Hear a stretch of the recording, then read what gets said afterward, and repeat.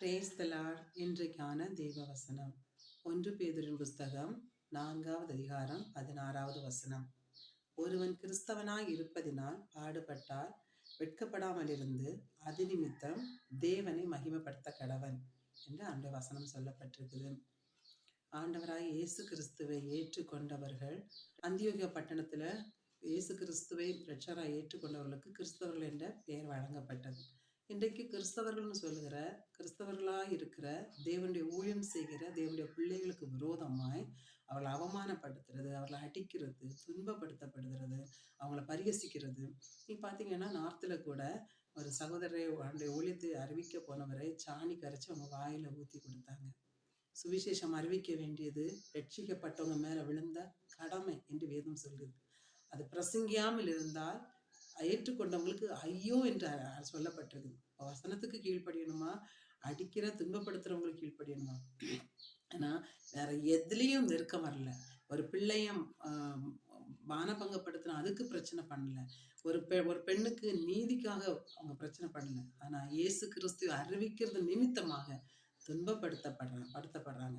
அதனால துன்பப்படுத்தப்படுற இன்னைக்கும் அவமானப்படுத்துற இன்னைக்கு சுவிசேஷம் அறிவிக்க போற கிராமங்கள்ல விரட்டி ஒதுக்குறாங்க. என்ன தப்பு, என்ன அநியாயம் பண்ணிட்டாங்க, என்ன செஞ்சுட்டாங்க, யாரையும் காயப்படுத்தினாங்களா, ஏதாவது பிள்ளைங்களை பிடிச்சி கைப்பிடிச்சு இழுத்தாங்களா?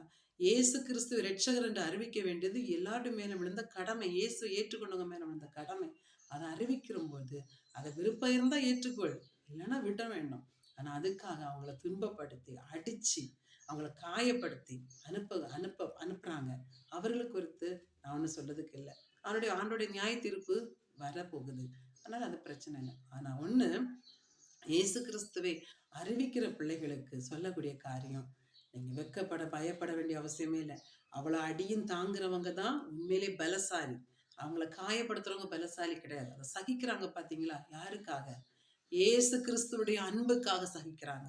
அவருடைய நாம மகிமைக்காக சகிக்கிறாங்க, பொறுத்து கொள்றாங்க. அடி வாங்குறவங்க கோழைகள் கிடையாது, ஆண்டவருக்காக சகிக்கிறாங்க. நம்ம நண்பருக்கு கெட்ட வார்த்தை போட்டா சகிச்சுக்கிறோம்ல, நம்ம நண்பனுக்காக பொறுத்து கொள்றோம்ல. இது நம்முடைய உலக பிரகாரமான நண்பன் அல்ல. நம்முடைய ஜீவனை கொடுத்து நம்ம ரட்சித்த பரம நண்பன், உயிருள்ள நண்பன், இன்றைக்கும் என்றும் ஜீவிக்கிற நண்பன். அவருக்காக அவமானப்படுவதற்கு ஆண்டவராகிய பிள்ளைகள் அழைக்கப்பட்டிருக்கிறாங்க. ஆண்டுடைய பிள்ளைகள் அழைக்கப்பட்டிருக்காங்க. சோர்ந்து போகாம தைரியமா சொல்லணும், தைரியமா இன்னும் சொல்லணும். இன்னும் யாருனால அவங்க அடிக்கப்படுறாங்க, அவங்க மனம் திரும்புவதற்காக, அவர்களை தொடுவதற்காக கர்த்தர் இந்த சூழ்நிலை அனுமதிக்கிறார்.